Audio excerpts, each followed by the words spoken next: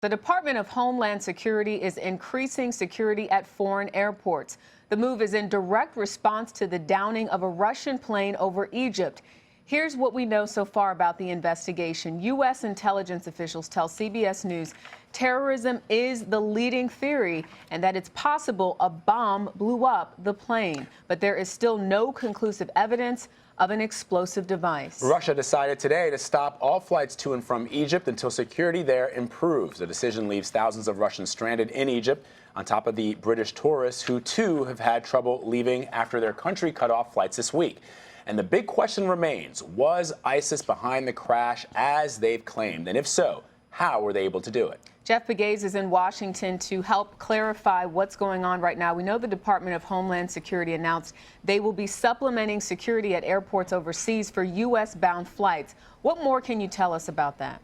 Well, they made the statement about an hour or so ago, and there weren't a lot of specifics in that statement, but you wouldn't expect them to divulge their security procedures. But what we've been told is it is primarily the airports in that region, near Sharm el-Sheikh, Cairo, perhaps, but this is not all of the 275 airports that use U.S. flights, U.S.-bound flights. So this is just airports in that region specifically where you will see enhanced security.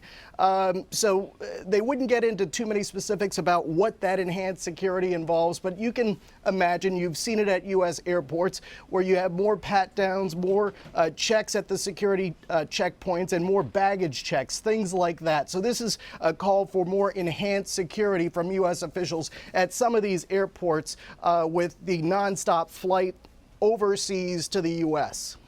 Jeff, Senator Dianne Feinstein said Thursday that there have been 4 attempts to bring a bomb into the U.S. That could go through undetected. So the question is, should we be concerned?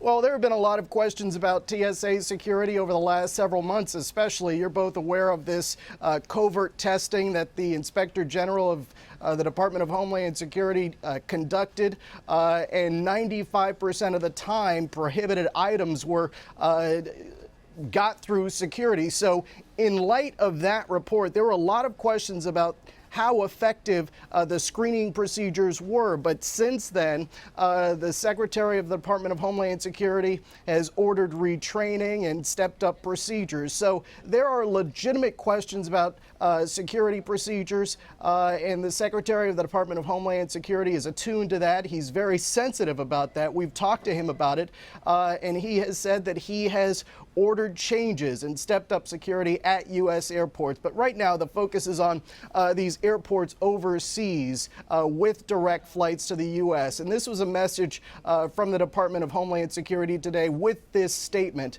that they are paying attention and trying to step up security, enhancing security at some of these airports in that region. And Jeff, we know that from the beginning, ISIS claimed responsibility for this attack, what they're calling an attack on this plane. But what specifically indications do we have or know about why they may in fact be behind this? Well, it's really a cloudy picture, especially when it comes to the information that U.S. intelligence officials are getting. The people that we talk to say there is no conclusive evidence right now. No smoking gun is what we are hearing.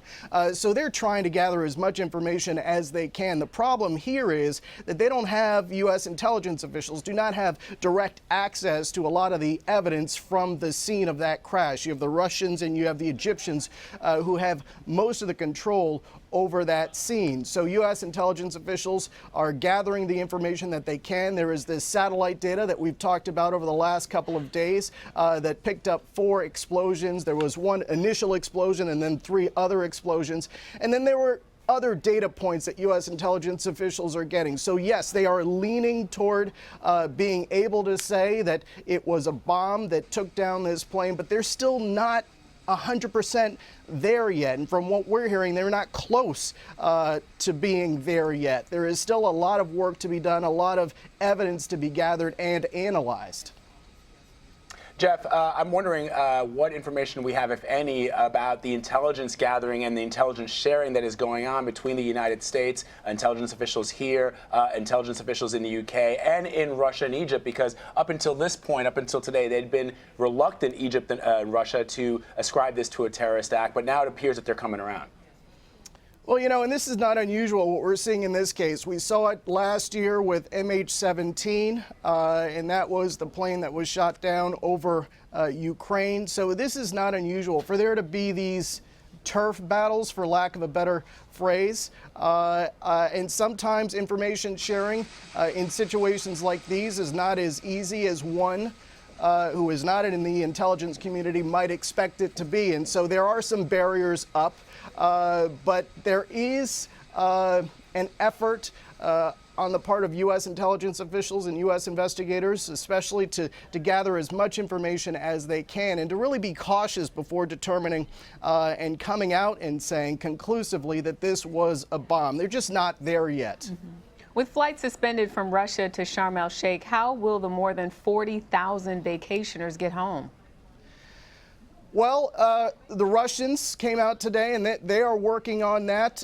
They're working on a plan to get those Russian vacationers back to their homeland. So a lot of that is in flux right now. A lot of the developments in that area in terms of getting these vacationers back to their countries of origin, it's still very much in flux, and you have many of these people stranded there. But Russia, for example, has said that they are working out a plan to repatriate the Russians who are vacationing there in Egypt. All right, Jeff Begay, thank you so much for your time.